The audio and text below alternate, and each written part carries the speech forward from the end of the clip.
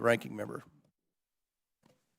Thank you, Mr. Chairman, and thank you, Chief Chavez and Chief Modlin, for being with us today and for your service and your testimony. We've got to stop the flow of fentanyl into our country. It's a matter of life and death. Chief Chavez, the vast majority of fentanyl coming into the country is seized at ports of entry, not from migrants traveling across the border on foot in between ports of entry. Am I right about that? Thank you, sir, for the question.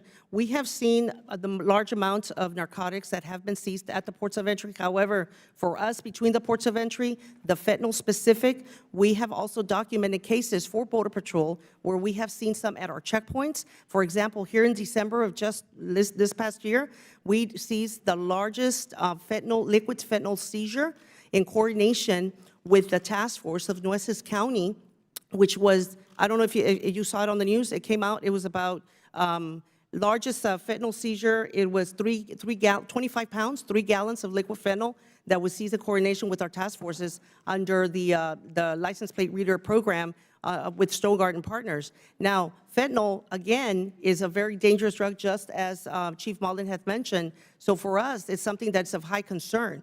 Gotcha. Well, can I follow up on that? And congratulations on that seizure. Thank you, sir. That's a big deal, and you know, we thank you for your service.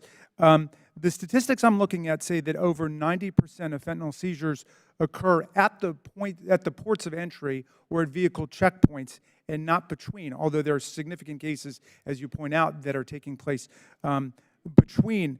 Who would best be able to speak to us about what's taking place at the ports of entry? Because I understand both of you are sort of in the intermediate points. Is that right? Yes, sir. So I think what the person, I would probably refer you to our Director of Field Operations. They work under CBP, but they are the ones that have command and control of our ports of entry at CBP. And they're the central force interdicting fentanyl today across the border. They're the ones that have oversight of all ports of entry, who would be the ones to be the proper witness for that. Got you. And they're not here today? They are not, sir. Thank you. Okay.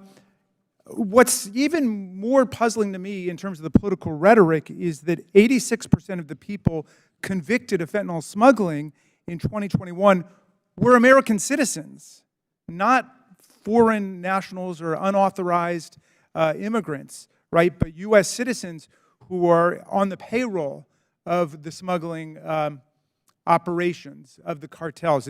Is that the same as your understanding, Chief Chavez? I know that in some cases where we have arrested or interdicted and arrested folks for smuggling, drug smuggling, it has been American citizens, but I don't have the statistic to my knowledge at this time whether the majority have been American citizens. Okay, well, and I'll share with you the statistics that we got from the CBP about that. Let me ask you this. Will the operational security of our border be strengthened by the 300 additional Border Patrol agents and 500 support staff that will be added as a result of the latest funding bill that we passed in December? Is that going to help?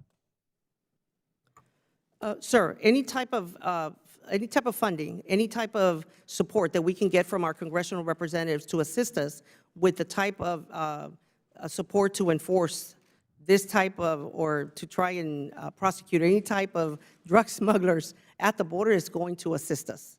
Gotcha. Chief Modlin, let me come to you for a second. As a Border Patrol chief, is it part of your responsibility to try and determine and assess the underlying causes of migration in the Western Hemisphere? Or are you just on the operational side? Thanks for the question, sir. So I think it's a complicated question. So the nature of the work I do, yes, that is part of it. However, what we focus on, what my primary responsibility is to execute on policy and law and just to secure the border, regardless of who comes across it, whoever's trafficking, be it a foreign national or a U.S. national. It is just to interdict whatever crosses and then place it in the proper pathway, sir. Gotcha. So you're not really interested in the why of how they got there. You're just interested in stopping the people who are showing up at the border. So, sir, I would not say I'm not interested in the why. That's I'm sorry, I'm at the beginning of my statement about the complexities of it. Yeah. So we have incredibly robust intelligence shops that look at this because the why will generally tell us where the traffic is likely to come next, and then where we can best deploy our resources to mitigate that. Great. All right, well, maybe we'll get to hear from some of those people that are involved on the intelligence side to try to analyze what's going on. Thank you, Mr. Chairman. I yield back. Chair recognizes